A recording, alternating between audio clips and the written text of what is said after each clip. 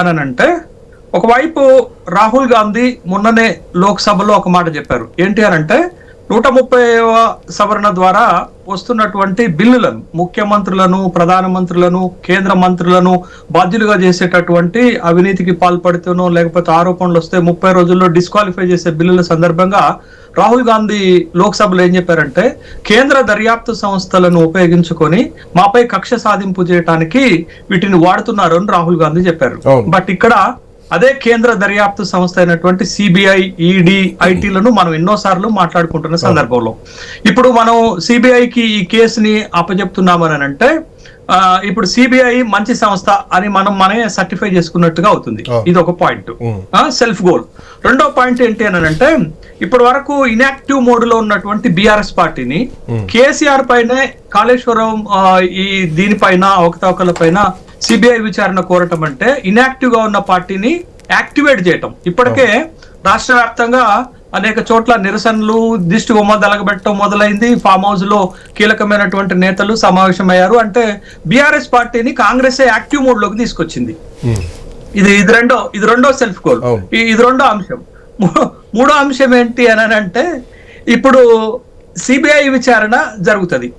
CBI విచారణ జరిగిన తర్వాత ఇప్పుడు బిఆర్ఎస్ పార్టీకి ఒక అస్త్రం దొరికింది. కాంగ్రెస్ పార్టీ, బీజేపీ ఒకటే, ఇద్దరు కలిసి కుమ్మక్కై బిఆర్ఎస్ పార్టీని రాజకీయంగా ఇబ్బంది పెట్టడానికే ఇది చేస్తున్నారు అనేటటువంటి ఒక ఆరోపణ చేయడానికి, ఒక రాజకీయ ఆరోపణ, అది వాస్తవాలు ఉండొచ్చు, వాస్తవాలు లేకపోవచ్చు, కానీ ఒక రాజకీయ ఆరోపణ చేయడానికి ఇది ఉపయోగపడుతుంది. కాబట్టి ఈ 3 సెల్ఫ్ గోల్స్ ఇప్పుడు వేసుకున్నట్లుగానే మనకు కనపడింది. అయితే చర్చ సందర్భంగా చాలా కీలకమైనటువంటి అంశాలు సభలో చర్చించారు. బయట ఏమి చర్చించారో సభలో కూడా అవే చర్చించారు. కాకపోతే సభలో కొన్ని అంశాలు మనకి ఆసక్తి కలిపాయి. ఏంటి ఆసక్తి కలిపినటువంటి అంశాలు అంటే, హరీష్ రావు ఒక మాట చెప్పారు. ఏం మాట చెప్పారంటే, 650 పేజీలలో ప్రతి పేజీకి, ప్రతి అక్షరానికి నేను సమాధానం చెప్తానని అన్నాడు.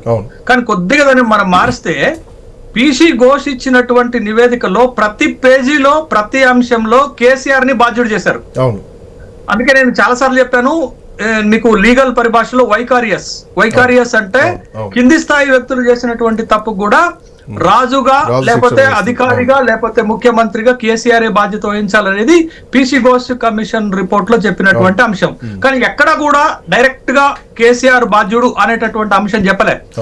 గుత్తేదారులను బాధ్యులు చేయలేదు, డిజైనర్లను బాధ్యులు చేయలేదు, లేకపోతే ఇంజనీర్లను బాధ్యులు చేయలేదు, లేకపోతే కన్స్ట్రక్షన్ చేసినటువంటి పెద్ద కాంట్రాక్టర్లని బాధ్యత చేయకుండా డైరెక్ట్ గా ప్రతి అంశంలో కేసీఆర్ బాధ్యుడు అనేటటువంటి ఒక అంశాన్ని చూపించారు.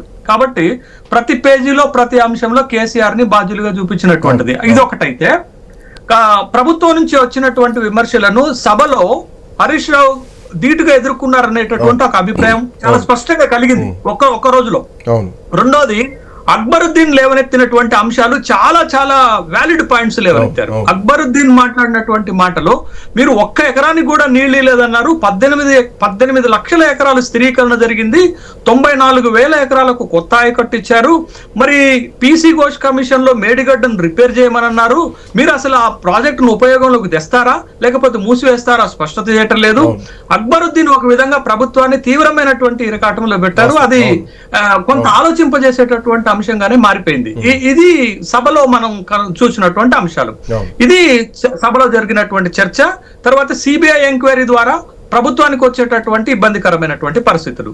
ఇక 3వ అంశం ఏంటంటే, కవిత ఎపిసోడ్కి వస్తే, కవిత కేసీఆర్ పైన అవాధ్యమైనటువంటి ప్రేమను చూపిస్తూ పార్టీలో ఉన్న కీలక నాయకులను ఇరకాటంలో పెట్టి తన వ్యాఖ్యల ద్వారా, తన విమర్శల ద్వారా పరోక్షంగా కేసీఆర్ కి నష్టం చేస్తున్నారు. కేసీఆర్ కి ఎందుకు నష్టం చేస్తున్నారంటే, ఇప్పటి వరకు నిన్న సభలో ఒక ఎస్టాబ్లిష్మెంట్ జరిగితే దాన్ని మొత్తం కవిత స్పాయిల్ చేశారు. శ్రీకాంత్, మీరు ఒక మాట అన్నారు, కవిత మాటలు గుదిబండగా తయారైతున్నాయి బిఆర్ఎస్ పార్టీకి అని. జాగ్రత్త శ్రీకాంత్ గారు, ఎందుకంటే కవిత చాలా సీరియస్ వార్నింగ్ ఇచ్చింది. ఏం మామూలుగా ఉండదు బిడ్డ అని వార్నింగ్ ఇచ్చింది. అది శ్రీకాంత్ కూడా వర్తిస్తుంది. గుదిబండ అని విమర్శలు చేస్తున్నారు. మీరు కీలకమైనటువంటి వేదికలో ఉండి మానిటరింగ్ చేయాల్సిన వ్యక్తే మీరు గుదిబండ అంటున్నారు. మరి జాగ్రత్త.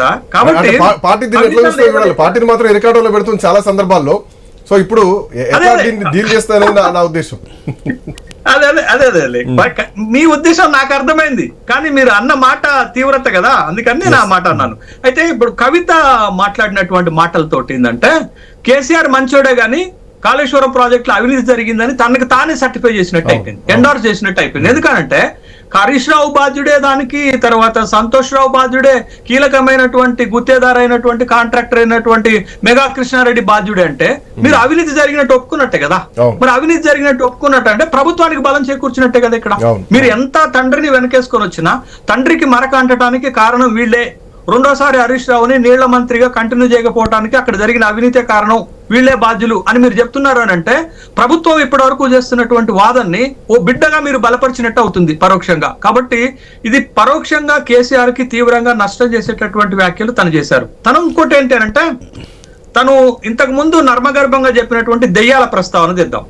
దెయ్యాలు ఎవరో రివీల్ చేస్తున్నట్టుగా నాకు కనపడింది. దెయ్యాలు ఓ జగదీశ్వర్ రెడ్డి రూపంలో, ఒక ప్రశాంత్ రెడ్డి రూపంలో, ఒక హరీష్ రావు రూపంలో, ఒక సంతోష్ రావు రూపంలో వీళ్ళందరినీ తను బయటపెట్టాలనుకుంటున్నటువంటి అంశం బయటపడినటువంటిది మనం కవిత వ్యాఖ్యలో చూడాలి.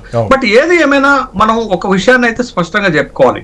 ఇప్పుడు ఒకవేళ పిసి ఘోష్ నివేదికతోటే ఈ అసెంబ్లీలో కేసీఆర్ పైన చర్యలు తీసుకోవాలని వాళ్ళు నిర్ణయించుకుంటే, ప్రభుత్వం నిర్ణయించుకుంటే, there is the end the matter end అయిపోతుంది. బట్ మ్యాటర్ ఎండ్ అవ్వటము పాలక పక్షానికి అధికార పక్షానికి ఇష్టం లేదు. ఇది కొనసాగాల. ఎప్పటి వరకు కొనసాగాల? 2028 శాసనసభ ఎన్నికల ముందు వరకు ఇది ఒక జీళ్లపాకం లెక్క కొనసాగాల. ఇప్పుడు పిసి ఘోష్ ఇచ్చినటువంటి నివేదిక అసంపూర్ణమని మీరు ఒప్పుకున్నట్టే కదా. సిబిఐ ఎంక్వైరీకి మీరు కాల్ఫర్ చేశారంటే పిసి ఘోష్ నివేదిక, పిసి ఘోష్ ఎంక్వైరీ అసంపూర్ణంగా ఉందని మీరు పరోక్షంగానో ప్రత్యక్షంగానో ఒప్పుకున్నట్టే కదా. అది అందులో అసంపూర్ణంగా ఉంది కాబట్టే మేము ఇంకా డీటెయిల్స్ గా వెళ్ళటానికి, ఇంకా నిజాలు నిగ్గుదేల్చడానికి సిబిఐ ఎంక్వైరీకి వెళ్తున్నామని ప్రభుత్వం చెప్పినట్లే కదా. కాబట్టి ఒకవేళ పిసి ఘోష్ కమిషన్ పైనే రాష్ట్ర ప్రభుత్వం చర్యలకు ఉపక్రమిస్తే తనకున్న ప్రివిలేజెస్ తోటి కేసీఆర్ కోర్టుకు వెళ్తారు. కోర్టుకు వెళ్లి తనకు కావాల్సినటువంటి రిలాక్సేషన్ పొందుతాడు. అక్కడికి కాళేశ్వరం మ్యాటర్ ఎండ్ అవుతుంది. అట్లా ఎండ్ కావటం అధికార పక్షానికి ఇష్టం లేదు కాబట్టి అధికార పక్షం దీన్ని కొనసాగించేటటువంటి క్రమంలో మరొక ఎంక్వైరీకి కాల్ ఫర్ చేశారు. మరొక ఎంక్వైరీకి కాల్ ఫర్ చేస్తున్నప్పుడు ఇక్కడ ప్రభుత్వం ఇరకాటంలో ఎక్కడ పడుతుంది అంటే, ఒకటి రాహుల్ గాంధీ ఐడియాలజీకి వ్యతిరేకంగా కాల్ ఫర్ చేసినట్టుగా ఇరకాటంలో పడుతుంది. సిబిఐ అనే ఒక గొప్ప సంస్థని మీరు సర్టిఫై చేసినట్టుగా ఇరకాటంలో పడుతుంది అనేటటువంటి విషయాన్ని మనం గమనించాలి. రాజకీయంగా ఇది విమర్శలకు తావిచ్చేటటువంటి ఒక అంశంగా మారుతుంది. బట్ కేసీఆర్ కి మళ్ళా సిబిఐ ఏమి నివేదికిస్తుంది, ఏమి దోషిగా తెలుస్తుంది, ఎక్కడ అవినీతికి పాల్పడ్డారనే విషయం తెలుస్తుంది అనేది దట్స్ ఎ డజంట్ మ్యాటర్. అది తర్వాత వచ్చేటటువంటి అంశం. బట్ ఇప్పుడు రాజకీయ విమర్శలకైతే ఇది పెద్ద ఎత్తున తావిస్తుంది. అన్నిటికంటే ముఖ్యం ఒక మాట ఏంటి అనంటే, నిద్రపోతున్న బీఆర్ఎస్ పార్టీని యాక్టివ్ మోడ్ లోకి ప్రభుత్వం తీసుకొచ్చింది. ఖచ్చితంగా వాళ్ళు రేపటి నుంచి ఇదే అస్త్రాన్ని ముందు పెట్టుకొని కేసీఆర్ కి అన్యాయం జరిగింది, అవమానం జరిగిందని పెద్ద ఎత్తున రాష్ట్ర స్థాయిలో ఉద్యమం చేయడానికి ఒక ఊతం ఇచ్చినట్టుగా మాత్రం ఖచ్చితంగా నాకు కనపడుతుంది ఇప్పుడు జరుగుతున్న పరిణామాలు చూస్తే. బట్ అఫ్ కోర్స్ అంటే కాంగ్రెస్ పార్టీ యాక్టివేట్ చేయడం వేరు, సొంత పార్టీలో ఉండి సొంత పార్టీని ఒక విధంగా ఇంకో డైరెక్ట్ గా చెప్పాలంటే, ఇండైరెక్ట్ చెప్పాలంటే కవిత కూడా యాక్టివ్ చేస్తుంది. బనకచర్ల విషయం కానీ, కేసీఆర్ విచారణ హాజరవుతున్నటువంటి టైంలో కానీ, ఇప్పుడు సిబిఐ ఎంక్వైరీ టైంలో కవిత చేసినటువంటి కామెంట్స్, బంధుకాలు ఎందుకు పిలుపునేలేదు, ఒక రాష్ట్ర అధ్యక్షుడు, పార్టీ అధ్యక్షుడు, మాజీ ముఖ్యమంత్రి పైన సిబిఐ ఎంక్వైరీ పెడితే అని కొంత ఎమోషనల్ గా మాట్లాడుతూ పార్టీకి లైన్ దాటి మాట్లాడింది స్పష్టంగా కనిపిస్తోంది. బట్ దీంట్లో ఒక ఎమోషన్ కనిపిస్తోంది కవిత మాటల్లో, చాలా వ్యూహాత్మకంగానే అడుగులు వేస్తోంది. సో నెక్స్ట్ అడుగులు ఎట్లా ఉండబోవచ్చు కవితవి? సో బీఆర్ఎస్ పార్టీ వ్యూహాలు ఎట్లా ఉండొచ్చు? శ్రీకాంత్, మీరు చెప్పిన మాటలలో ఒకటి వ్యాలిడ్ పాయింట్ ఏంటంటే, కేసీఆర్ పైన ఈ స్థాయిలో దాడి జరుగుతుంటే, అంటే కాళేశ్వరం నివేదికను అడ్డం పెట్టుకొని, కాళేశ్వరం ఎంక్వైరీని అడ్డం పెట్టుకొని ఈ స్థాయిలో కేసీఆర్ పైన దాడి జరుగుతుంటే పార్టీ స్పందించాల్సిన స్థాయిలో స్పందించలేదనేది కవిత ఆరోపణ. వాస్తవమే.